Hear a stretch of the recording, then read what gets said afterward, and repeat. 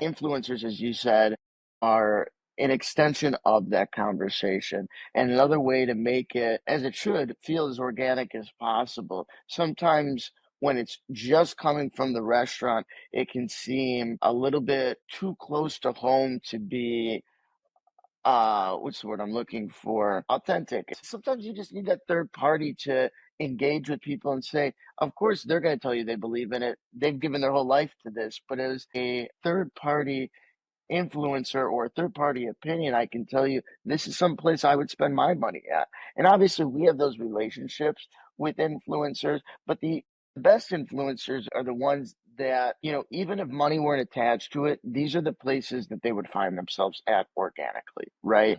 Right. I think nowadays, the consumer, the watcher, the person that's engaging is got an astute enough perspective to tell the difference between those influencer relationships that are organic and genuine and those that really quite frankly might just be a money grab.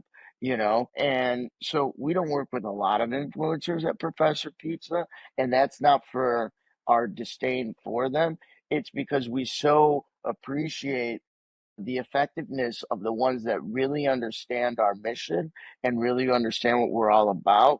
And so we just lean extra hard into those particular accounts and those particular individuals that really help drive the message forward. So we've been able to do that with Best Food Alex, a handful of other ones that have been with us from the very beginning. And a lot of times, like, where free food or even a monetary exchange might come to be, some of these influencers, many of them spent their own money with me, organically before we ever had an arrangement. Some of those people were with me not when I had a 130-seat restaurant in Old Town or a seasonal rooftop in the West Loop, but a pop-up out of my former Hermosa apartment where I was slinging pizzas.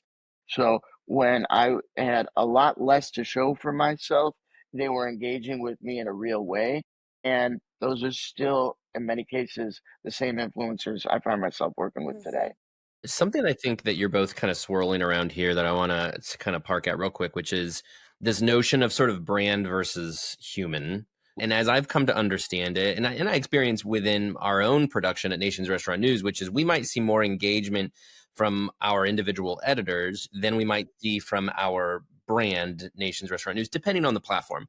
And we talk about this a lot because we, as an editorial team, have really invested in becoming the persona behind the brand, and that is what a lot of people follow versus sort of the faceless entity of the brand. And so what I'm getting at with this, because I think you're both kind of making this point, which is, Tony, for you, people started following you as Professor Pizza before they followed the restaurant, and that was something that paid dividends when you had the restaurant because they had that human connection to you.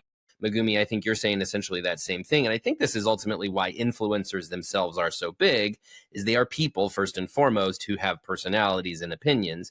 So I guess, Megumi, what I'm curious to Mhm. hear from you is, if I were to think of those who couldn't do it like Tony, they couldn't build an audience before they open their restaurant. And here they just have a restaurant, they have a brand, and they still want to accomplish these same things. How do you bridge that divide, or how do you act as a persona, a personality, a human, and not just that faceless entity? Yeah, that's a great question. And first, we would say you need to know as a brand what is your brand personality, and is there a way in which you can maybe you consider personifying it or making sure it's very clear that you do have a distinct brand tone, brand voice, and how does that show up on social media?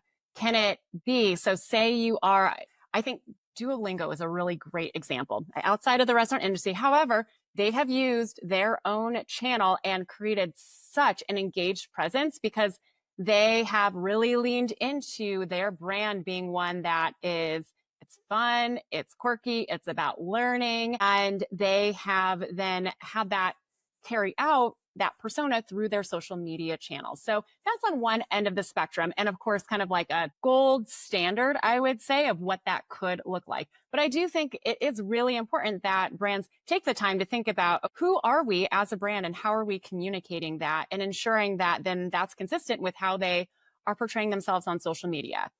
The next thing then is if they themselves maybe can't go quite so far as a Professor Pizza, that is where influencers can be really, really impactful. And so can you work with, and you should seek to work with, the right influencers? And Tony, this is exactly speaking to what you were saying of it's got to be authentic.